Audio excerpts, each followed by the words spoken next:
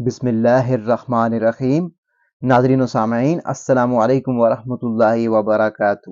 ناظرین و سامعین، آج کی اس ویڈیو میں حضرت علی رضی اللہ تعالیٰ عنہ کی مفصل تاریخی وصیت کے بارے میں بتائیں گے۔ آپ سے التماس ہے کہ ویڈیو کو آخر تک لازمی دیکھیے گا، اور ابھی تک اگر آپ نے ہمارے اسلامی اور معلوماتی channel wealth of knowledge corner کو سبسکرائب نہیں کیا ہو تو لازمی سبسکرائب کر دیجیے گا، گھنٹی کے بٹن کو آل پہ کر دیجیے گا تاکہ آنے والی ویڈیوز کا نوٹیفیکیشن آپ کو بر وقت وصول ہو سکے۔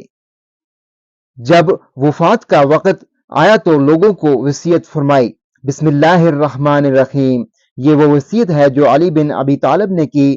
وہ اس بات کی وصیت کرتا ہے کہ اللہ کے سوا کوئی معبود نہیں، وہ یکتا ہے، اس کا کوئی شریک نہیں، اور محمد صلی اللہ علیہ وآلہ وسلم اس کے بندے اور رسول ہیں جنہیں اللہ نے ہدایت اور دین حق دے کر مبعوث فرمایا تاکہ وہ اس دین کو تمام ادیان پر غالب فرما دے، خواہ یہ بات مشرکین کو بری کیوں نہ معلوم ہو۔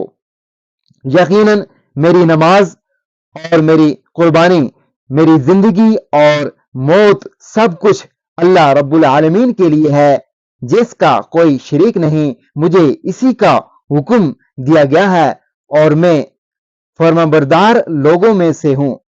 اے حسن، میں تجھے اور اپنی تمام اولاد اور اپنے تمام گھر والوں کو اللہ سے ڈرنے کی وصیت کرتا ہوں جو تمہارا پروردگار ہے، اور اس بات کی وصیت کرتا ہوں کہ تم حالت اسلام میں دنیا سے رخصت ہونا، تم سب مل کر اللہ کے دین کو مضبوطی سے تھام لو اور آپس میں متفرق نہ ہو جاؤ، کیونکہ میں نے ابو القاسم صلی اللہ علیہ وآلہ وسلم سے سنا ہے کہ آپس میں ایک دوسرے سے تعلق رکھنا اور ان کی اصلاح کرنا نفل نمازوں سے بہتر ہے۔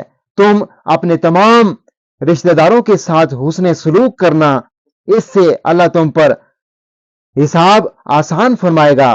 یتیموں کے معاملات میں اللہ سے ڈرنا، نہ تو انہیں اتنا موقع دینا کہ وہ اپنی زبان سے تجھ سے مدد طلب کریں، اور نہ ہی تمہاری موجودگی میں پریشانی میں مبتلا ہوں۔ اللہ سے ڈرو اور پڑوسیوں کے حقوق کے بارے میں اللہ سے ڈرو، کیونکہ تمہارے نبی کی نصیحت ہے۔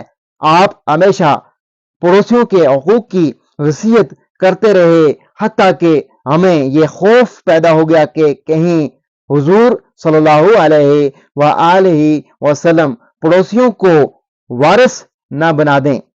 قرآن کے معاملہ میں اللہ سے ڈرو، کہیں قرآن میں عمل کرنے میں اغیار تم سے سبقت نہ لے جائیں۔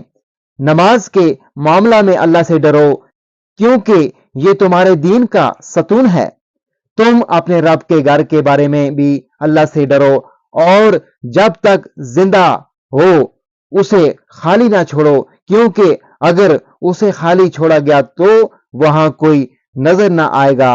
اور جہاد کے معاملے میں اللہ سے ڈرو، اور اپنے جانوں اور مالوں سے جہاد کرو۔ زکوٰۃ کے بارے میں اللہ سے ڈرو، کیونکہ یہ پروردگار کے غصہ کو بجھاتی ہے۔ اپنے نبی کی ذمہ داری کے لیے بھی اللہ سے ڈرو۔ تمہارے موجود ہوتے ہوئے کسی پر ظلم نہ کیا جائے۔ اپنے نبی کے صحابہ کے بارے میں اللہ سے ڈرو، کیونکہ رسول اللہ صلی اللہ علیہ وآلہ وسلم نے ان کے بارے میں وصیت فرمائی ہے۔ فقراء اور مساکین کے بارے میں بھی اللہ سے ڈرو، اور انہیں اپنے کھانوں میں شریک کرو۔ اپنے غلاموں کے بارے میں بھی اللہ سے ڈرو۔ نماز ادا کرو۔ دین کے معاملہ میں کسی ملامت کرنے والے کا خوف مت کرنا۔ اگر تمہیں کوئی نقصان پہنچانا چاہے گا اور تمہارے خلاف بغاوت کرے گا تو اللہ تعالیٰ تمہارے لیے کافی ہوگا۔ لوگوں سے نیک بات کہو، جیسا کہ اللہ تعالیٰ نے تمہیں حکم دیا ہے۔ امر بالمعروف اور نہی عن المنکر کو لازم پکڑو، اور اسے ہرگز ترک مت کرو۔ اگر تم اسے ترک کر دو گے تو اللہ تعالیٰ تم پر برے لوگوں کو حاکم بنا دے گا۔ پھر تم دعا کرو گے اور اس وقت تمہاری دعائیں قبول نہ ہوں گی۔ صلہ رحمی کرو، اللہ کی راہ میں مال خرچ کرو، پشت دکھانے، قطع رحمی اور تفرقہ اندازی سے احتراز کرو۔ نیکی اور تقوی کے معاملہ میں ایک دوسرے کی اہانت کرو اور نافرمانی اور سرکشی میں کسی کی اہانت مت کرو اور اللہ سے ڈرو، کیونکہ اللہ تعالیٰ سخت عذاب دینے والا ہے۔ اللہ تعالیٰ تمہارے اور تمہارے اہل بیت کی حفاظت کرے جیسے اس نے تمہارے نبی کی۔ میں تمہیں اللہ کے سپرد کرتا ہوں اور تم پر سلام اور اللہ کی رحمت بھیجتا ہوں۔ اس کے بعد آپ لا الہ الا اللہ پڑھنے میں مشغول رہے حتیٰ کہ طاہر روح عالم بالا کو پرواز کر گئی۔ آپ کی شہادت رمضان المبارک 40 ہجری میں ہوئی۔ آپ کو آپ کے بیٹوں حسن اور حسین رضی اللہ تعالی عنہم اور عبداللہ بن جعفر رضی اللہ تعالیٰ عنہ نے غسل دیا۔ 3 کپڑوں میں آپ کو کفن دیا گیا جس میں قمیض نہ تھی، اور حضرت حسن رضی اللہ تعالیٰ عنہ نے نماز جنازہ پڑھائی۔